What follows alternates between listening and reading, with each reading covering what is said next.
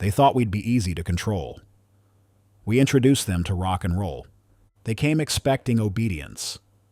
What they got was distortion, defiance, and a power cord to the face. The Varn Dominion thought they'd conquered Earth in weeks. They didn't realize they'd just sparked a war with rhythm. We were supposed to break under their psionic harmonizers. Instead, we built amplifiers. They banned music. We made it louder. They spoke of peace, order, and structure. We gave them rebellion, chaos, and bass drops that scrambled their neural arrays. Turns out, when you try to suppress a species defined by protest, noise, and 3-minute anthems of anarchy, you don't get compliance. You get a freaking world tour. It started subtly, as all great resistances do. The Varn landed not with bombs, but with bureaucracy. No orbital strikes, no death rays.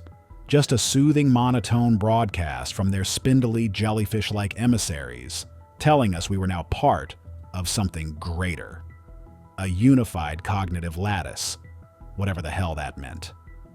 They hovered into our cities with sleek diplomacy and cold efficiency, silencing governments, disarming militaries, rewriting laws, and, most criminal of all, declaring music an auditory destabilization agent. There were worse crimes, of course. People disappeared. Minds changed without permission. History was edited, sculpted into palatable conformity. But for most humans, the moment that marked the beginning of the real war was the silence. No songs, no rhythm, no soul. You want to know how to kill a civilization? Don't drop nukes.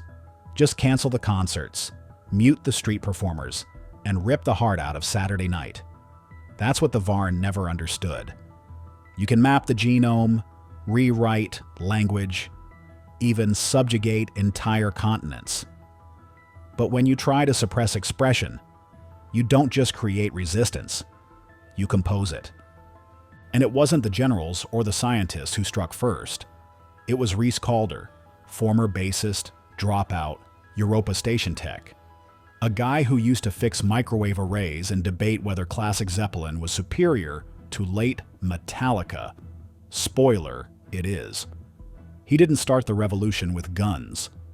He started it with a pirated Earthmix archive, a jerry-rigged satellite, and a very deliberate upload of Bohemian Rhapsody into the Varn's global psychic broadcast. The result? Chaos.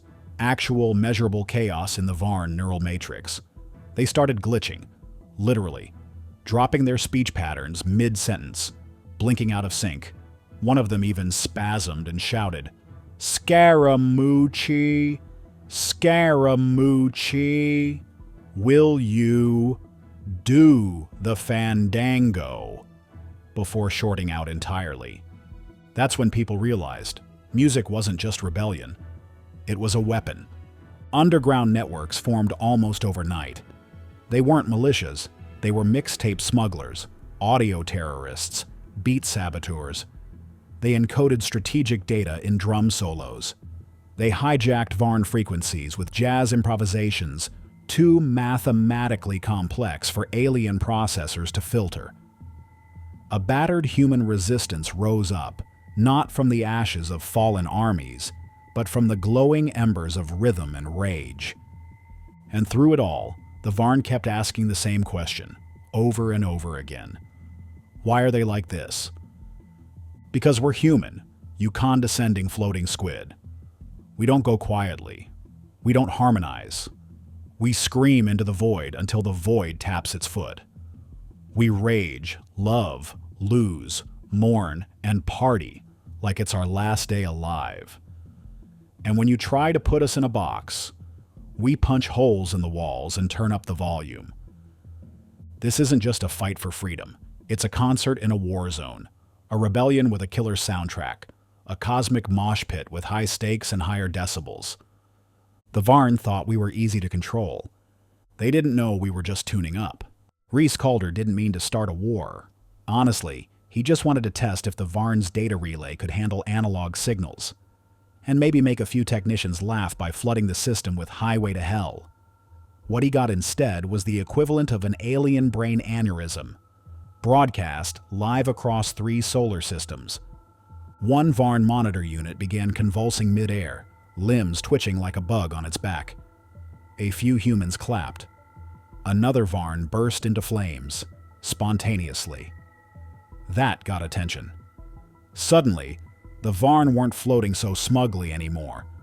They were recalibrating, glitching, whispering among themselves in static clicks. Something about cognitive waveform contamination and psychic entropy coefficients. Reese didn't understand half of it. What he did understand was that his prank had just become the most effective form of resistance since the Varn landed. Word spread fast.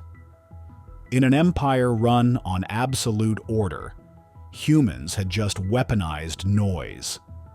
Not EMPs, not nukes, guitar riffs. From the Martian shantytowns to the floating arcologies of Venus, people started to fight back the only way they knew how. Loudly. Pirate stations blared outlawed playlists through crumbling infrastructure. Resistance cells in New Saigon distributed hand-cranked cassette players with old Earth albums encoded with rebel ciphers. Kids who didn't know who Chuck Berry was were now shouting his lyrics in back alleys, dodging Varn patrols. And the aliens? They didn't know what to do. Their protocols weren't built for this kind of chaos.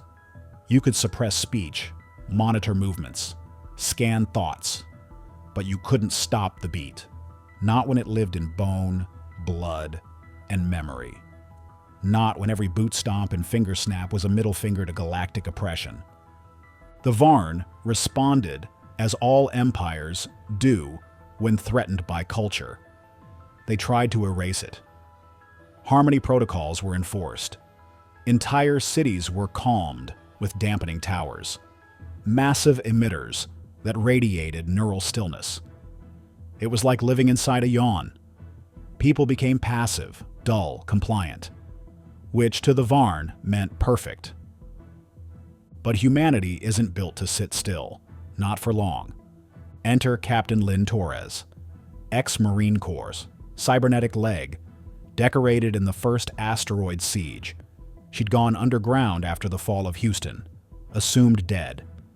Instead, she'd been building an army beneath the bones of old Earth.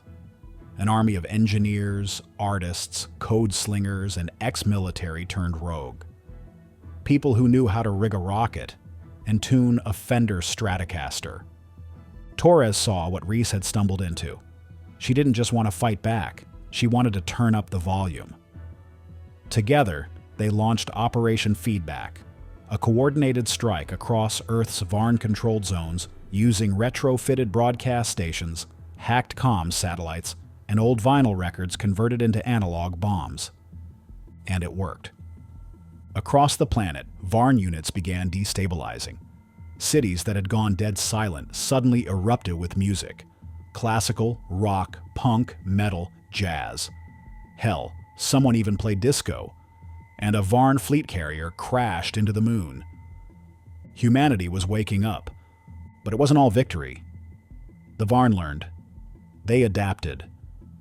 They deployed silencer units, bipedal hunters that zeroed in on sound waves.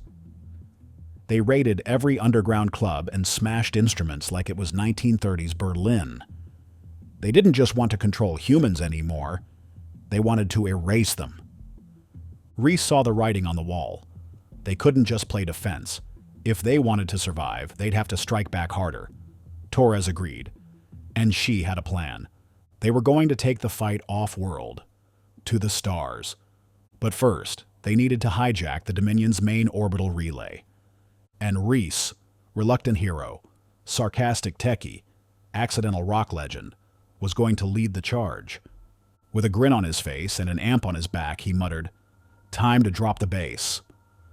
And the resistance screamed back, "Hell yeah!"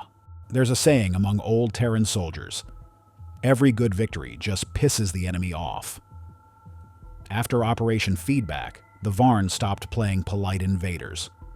No more softly spoken holograms. No more peaceful integration manifestos. They began to show teeth, or whatever passed for teeth, in a race of glowing hydrostatic whisper blobs. Rhys knew things were changing when the skies over Europa turned red. That wasn't a sunset. That was a Dominion dreadnought eclipsing the horizon like a goddamn planetary tax auditor. They didn't even bother with subtlety anymore. If it made noise, it got vaporized. If it moved, it got scanned, tagged, and silenced. They deployed something new. Silencer-class bipedal sentinels. Tall, lanky, elegant things that moved like they were listening to classical music backwards. They emitted low-frequency pulses that could liquefy audio gear from 2 kilometers away.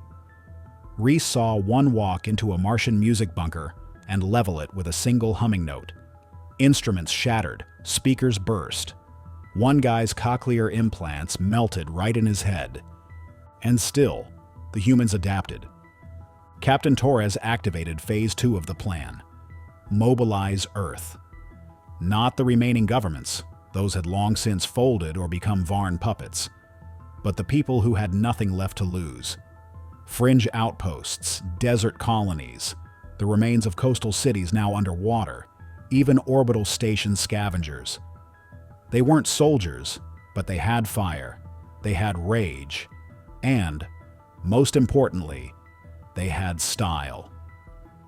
Rhys found himself in charge of audio warfare development. Yeah, that was now a thing. He and a dozen other ex-musicians, engineers, and one particularly unstable musicologist named Vargas created the Pulse Bomb, a device that used layered frequencies from metal, punk, and electronic bass lines to fry Varn neural stabilizers. The first field test caused a 300-meter Dominion crawler to collapse like a drunk flamingo and start reciting Beatles lyrics in reverse. It wasn't enough. For every Varn ship that fell, 2 more appeared. For every liberated zone, another got crushed. The Dominion launched resonance damps, orbital towers that flooded entire regions with psychoacoustic sedation. People became sluggish, docile, empty. Even Rhys started to feel it. There were nights, long, cold nights, where he'd forget the words to the songs that once made him feel invincible. That scared him more than any alien weapon. Torres refused to let it end there. Her plan? Strike at the source. The Dominion's central neural relay, an orbital station the size of Manhattan, acted as the synchronization node for all Varn dampeners, harmonizers, and silencing tech. Blow that up, and Earth might just scream again. It was a suicide mission, which is why Rhys volunteered. He didn't tell anyone, just left a message on his bunk. If I don't make it, tell the Varn to choke on this playlist. They hijacked a derelict Varn skimmer, camouflaged it with salvaged hull plating, programmed a fake psychic broadcast loop. It was literally just elevator jazz layered with whale sounds, and launched toward the relay under the cover of a solar flare. And by cover, he meant they were on fire for part of the ride. No one expected it to work, not even Torres. But it did. Rhys breached the relay. Barely. Inside was pure alien geometry, angles that didn't make sense, musicless silence that hurt to hear. And at the center, a core, humming with pulsing, suppressive rhythm. He uploaded the counter signal. Not a virus, not a code. A concert. The history of human music, layered and sequenced, from tribal drums to screaming guitars to full orchestras and raves in zero-G. It surged through the core like a tidal wave of rebellion. And then, the relay sang. For the first time in centuries, the Varn lost harmony. Earth began to wake. But Rhys, he was still up there, alone, surrounded, smiling. Let's see if you squid bastards can handle the encore. The relay sang for 27 seconds. That's all it took. 27 seconds of pure, unfiltered human expression, grief and joy and defiance compressed into a wall of sound, so potent it cracked Varn subspace harmonics. For the first time since their arrival, the Varn lost synchronization. Their fleet chatter stuttered, patrol patterns broke, orbital harmonizers fizzled out like drunk fireflies in a microwave. And down on Earth, people danced. It started as a whisper, an echo of a long-forgotten melody drifting through resistance channels, and then it surged into cities like a wave. Silence shattered, dampeners died. Speakers long buried beneath rubble sparked to life and belted out everything from Rage Against the Machine to Beethoven's Ninth. Children clapped in rhythm, elders wept. Someone in Alaska blasted Free Bird at max volume from a helicopter. The signal was messy, raw, full of distortion and soul, and it was human. The Varn scrambled to respond. High Overlord Sishk, keeper of the perfect cadence, initiated Dominion Protocol Sigma, a full planetary lockdown. Fleet carriers in low orbit activated their primary weapon systems. Anti-resonance beams targeted every known resistance hub. A global cleansing. But they were too late. Torres had been waiting. Her fleet, cobbled together from decommissioned transports, stolen Varn frigates, even a mining rig strapped with fusion torpedoes, was already in orbit, hiding in the shadow of Earth's moon, listening to Reese's signal. When it hit, when the Varn choked on the noise, they struck. Space erupted in fire and fury. It wasn't elegant, it wasn't clean, but it was effective. Human ships swarmed like angry bees. Unpredictable, disorganized, and impossible to pin down. Varn vessels tried to adapt, recalibrate targeting matrices, stabilize psychic channels. But the music was in everything now. Frequencies embedded in communications, in engine pulses, in thermal signatures. The very fabric of the battlefield was vibrating. Reese, still aboard the relay, was bleeding from both ears, one eye swollen shut, fingertips scorched from overclocking manual overrides. He was burning alive in a radio tower held together by tape and sheer spite. But he kept the signal going, even when the console sparked, even when the Varn broke through the bulkhead and floated toward him with surgical intent. "You don't get to turn us off," he growled, voice cracking. "Not ever." He threw the final switch. Across the relay, dormant subroutines activated, code hidden deep in the Varn architecture, now awakened by rhythm. Reese hadn't just uploaded music, he'd written a damn symphony into their bones. The relay pulsed and exploded. The shockwave ripped through the Varn network like a divine detonation. Feedback loops cascaded, memory cores crashed, ships spiraled, drones froze mid-strike. It wasn't destruction, it was liberation by overload. Earth's skies cleared. For a heartbeat, silence returned. And then, like it had been waiting, the planet roared. Victory wasn't clean. Half the resistance fleet was gone. Cities still burned. Torres herself crash-landed a stolen gunship into the ruins of Lagos to avoid a mid-air collision with a dead Dominion war barge. But they were alive. And the Varn were gone. Or so they thought. One ship remained in orbit, small, damaged, broadcasting a message, not in Varn code, but in broken English. "I wish to understand how you endure such noise." It was Vrelax, former Dominion cognitive overseer. Now something else. Torres blinked. "Well," she muttered, "first you start with a headache, then you learn to dance." Earth was free. Not because of superweapons, not because of technological superiority, but because humans refused to be silent. Because somewhere between the pain and the power chords, they remembered who they were.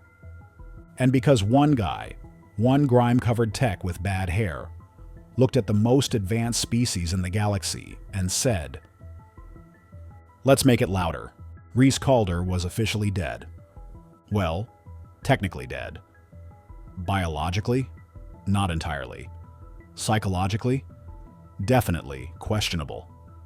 He had no pulse for 7 minutes, was recovered from orbit in a coffin-sized escape pod filled with melted circuit boards, blood, and the unmistakable smell of ozone and singed denim. But he'd done it. He broke the unbreakable. He played the solo that cracked an empire. They called him the Static Prophet now, which he hated. He preferred the guy who blew up a superweapon with a mixtape. But that didn't fit neatly into government press briefings. The war wasn't over, but Earth had room to breathe. The Varn fleet had withdrawn into deep space, fractured, leaderless, disrupted by the collapse of their neural net. The few who remained, well, they weren't so scary anymore. In fact, some of them were just confused. A handful surrendered voluntarily, broadcasting apologies in strange, discordant tones. Others wandered through shattered cities like lost tourists, repeating fragments of human lyrics like cryptic mantras. One Varn, a scout class thinker, had reportedly started painting. Badly. But the point stood. The Dominion spell had been broken, not by force, not by superior technology, but by an idea too chaotic for them to grasp. Humanity. Messy, illogical, passionate humanity. Earth was still a wreck. Infrastructure in ruins. Entire coastlines missing. Half the satellites now space junk. And yet, people smiled again. There was music in the streets. Real, homemade, imperfect music. Hand-beaten drums. Out-of-tune guitars. Kids spitting rhymes next to burnt-out tanks. The resistance, once scattered, was reorganizing. Not into an army. Those days were done, but into something better. A coalition of artists, engineers, soldiers, and civilians. Rebuilding, teaching, remembering. Not just how to fight, but why they fought. For noise. For message. For a world where someone could scream into a microphone and call it art. Captain Lynn Torres, now appointed as Earth's Provisional Defense Coordinator. Not her idea. She'd preferred General of Loud Things. Spent her days chasing rogue Varntech and her nights falling asleep to live jazz in the bunker's rec room. She never admitted it, but she missed the chaos of battle. At least during war, everyone knew what side they were on. Peace. Peace was messy. She kept Reese close. Not as a soldier, but as a friend. He had burn scars now, one eye cybernetic, and a limp that made him look like he was constantly walking to the beat of a song no one else could hear. One night, over stale coffee and actual silence, he asked her, "Was it worth it?" She didn't answer immediately. Just looked out the shattered bunker window where a group of kids were learning how to play drums on old oil barrels. "Yeah," she said finally, "because they tried to make us forget what it means to feel, and we reminded the galaxy that feeling is the point." Reese grinned. "Not bad for a dropout bass player, huh?" He didn't wait for her answer. He was already limping toward the roof, satellite gear in one hand, an old amp in the other. There was still a signal to broadcast, not for war, for memory. He tuned the old system manually, static at first, then a hum, and then his voice, clear and cracked. "To whoever's out there, this is Earth. We survived. We're rebuilding, and we've got some tracks to share. Hope you like distortion." He hit play. The feed rippled out into the stars. Somewhere in the cold dark, a Varn scout paused and tapped along to the beat, because the truth wasn't in the victory. It was in the reverb. And humanity, well, humanity had always known how to make an exit with style. And that, my friends, is another testament to humanity's unrivaled ingenuity. If you enjoyed this story, smash that like button. It fuels the algorithm and lets me know you want more. Drop a comment below with your favorite moment. And of course, if you haven't already, hit that subscribe button and join us for the next story. Stay awesome, stay defiant, and we'll see you in the next invasion.